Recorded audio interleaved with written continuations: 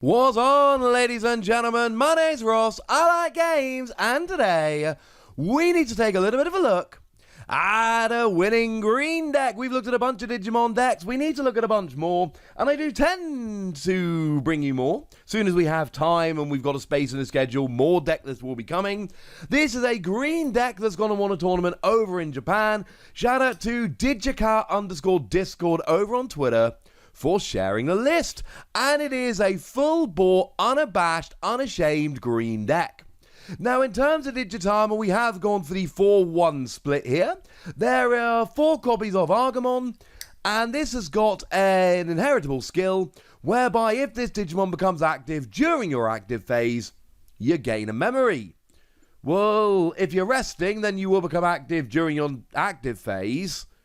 So that's just going to get you lots of extra. I mean, if you can evolve from all 4 of these, you can potentially be getting an extra 4 memory every turn, and that's not going to happen very often, but still very powerful. You are allowed to play 5 Digitama total though, so we also see 1 copy of Titamon. It's got an inheritable skill, whereby when you attack, if you Digivolved once or more this turn, you get an extra 1000 power. It's probably not as good as getting the extra memory, but a little bit of extra power here and there could be a very nice thing indeed. Now, moving over into the level 3s, I for one am delighted here because we've got Agumon. And I love Agumon. Agumon comes in here, free cost to play normally, 0 cost to evolve, 1000 power.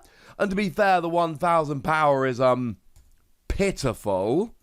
But it's also got a really nice inheritable skill that gives that Digimon an extra 1000 power during your turn. Bearing in mind you could combo this with Titamon to get an extra 2000 power, and at this stage you're probably starting to see why this ends up being played like it is. Now, we do actually see the level 3 Agumon here, and we're going to see a bunch of this dude as we go up through the levels. It doesn't actually have much about it, but it's a 2 cost to play normally. 2 cost to play normally, 0 cost to evolve, 3000 power. The evolution costs the power, they're what we would expect, but it's cheap to play from your hand, so we're playing it. And that literally is it. That's the reason we're playing this Agumon here. It's nothing more complicated than that. And you can't always evolve all of your level 2s into level 3s, because you only get 1 raising phase per turn, so why not? We do then see a startlingly similar Digimon in Gobramon. 2 cost to play normally, 0 cost to evolve, 3000 power. It's the same Digimon played for the same reason. Sorry. And then we see some copies of Titamon here. Only 3 Titamon. 4 of all the others. 3 cost to play normally, 0 cost to evolve, 2000 power, so slightly weaker.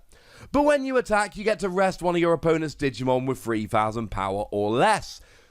Which means you can then attack them because they're resting, or they can't block because they're resting, etc. That sounds pretty gosh darn good to me. Now, moving up into the level 4s, we do have a vanilla here. It's Vegemon. 4 cost to play normally, 1 cost to evolve, 4000 power. And basically, we play this because it only costs 1 to evolve. Although, it's not the only level 4 that only costs 1 to evolve. But it's got 6000 power, and it only costs 1 to evolve. It's got the stat line that works. You don't want to pay 4 to play this normally. You want to evolve it from one of your cheap level 3s. But if you can play down one of your cheap level 3s and then evolve into it, you've paid 3, and you've got your Vegemon rolling. That sounds pretty good to me. Incidentally, it is also cheaper to play normally, so if you do want to pay 4 to play it normally, this is cheap to both play and evolve. Now we see 4 copies of Woodmon here, and Woodmon really is just here as a blocker. It's a standard blocker like the original colours got in their starter decks. 5 cost to play normally, 2 cost to evolve, 6000 power with blocker. If you want to attack, you lose 2 memory, which isn't an ideal scenario.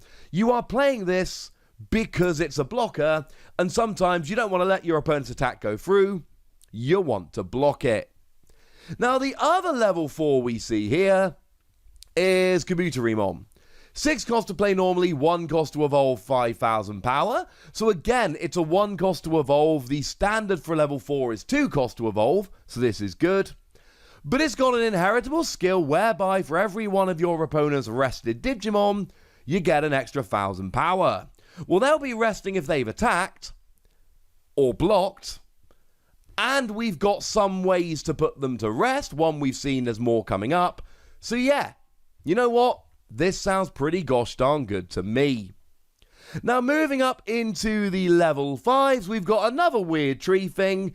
It's Cherrymon. It's another blocker. 8 cost to play normally, 2 cost to evolve, 7,000 power. Worth pointing out that most of the colours have to pay free to evolve into a level 5. So being able to evolve into a level 5 only paying 2 will make you faster than a lot of the other colours. And you're a 7,000 power blocker, and you don't have to give up memory when you attack. And now you've gone up from 4 blockers in the deck to 6, and now you've got more options in terms of blocking your opponent's Digimon. So that's quite nice.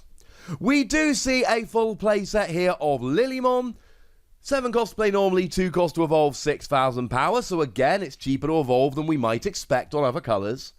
But it's got an inheritable skill whereby when you attack, you rest one of your opponent's Digimon that doesn't have blocker, which means they can be attacked, which means they are boosting the power of anyone that has evolved from Kabuterimon. Oh, look how that worked out. Now there is one other level 5 here, and we've gone back to Agumon here.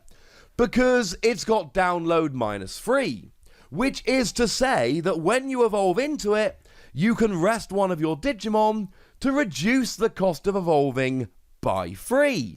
So this Agumon goes from a free to evolve to free to evolve, i.e. instead of 1, 2, 3, it costs nothing. It costs 0. And you can get up to a level 6 fast with this deck. You can play a level 3 that only costs you 2, so that's quite good. We've got level 4s that cost 1 to evolve.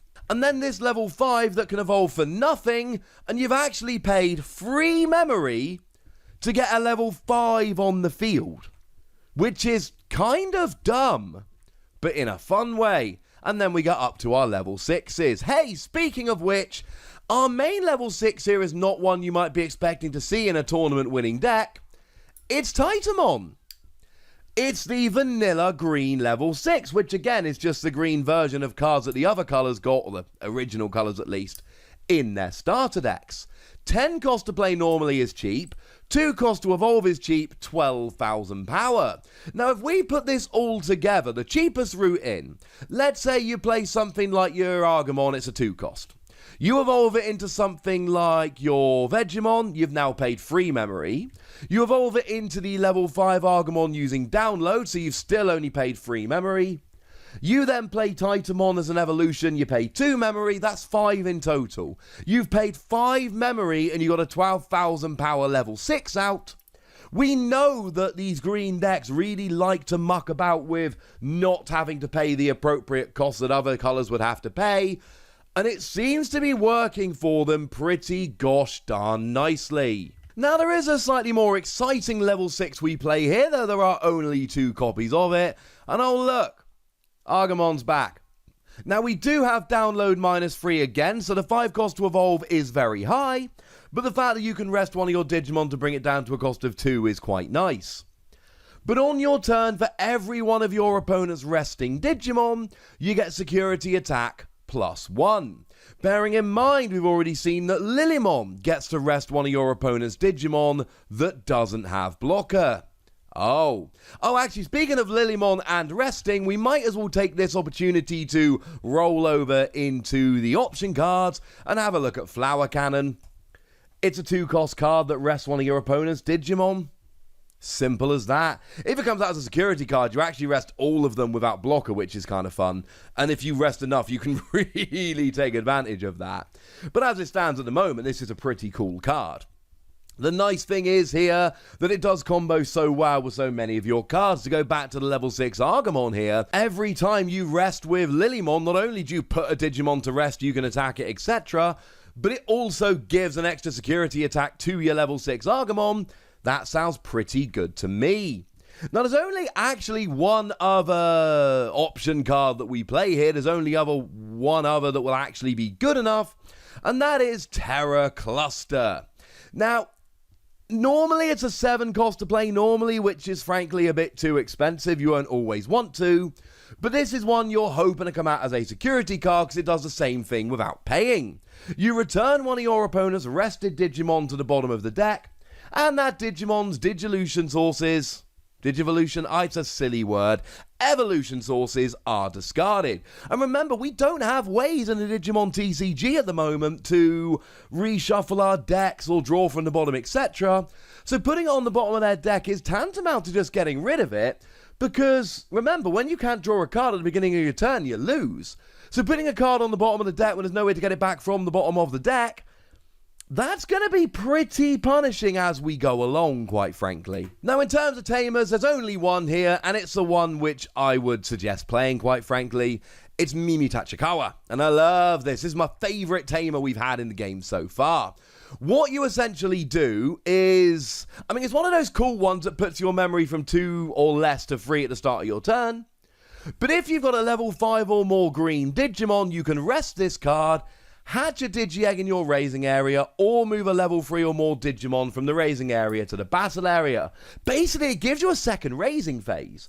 So now, during your actual raising phase, you hatch an egg, then you evolve up into a level 3 or more, then you rest Mimi to move it out, and then next turn you can do it again. So rather than hatching, evolving, and moving a Digimon into the battle area once every 2 turns, with Mimi out you can do it once every turn, and that's a pretty gosh darn huge advantage.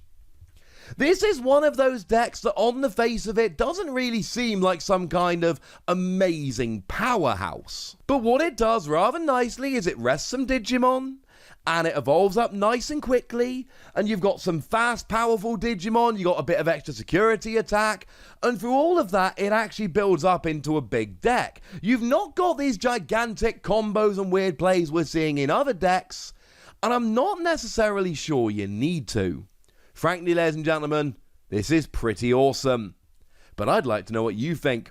So let me know in the comment section, would you? Go nuts! Me nice. And then make sure you like this video, subscribe to this channel, follow me on Twitter at TheWasi.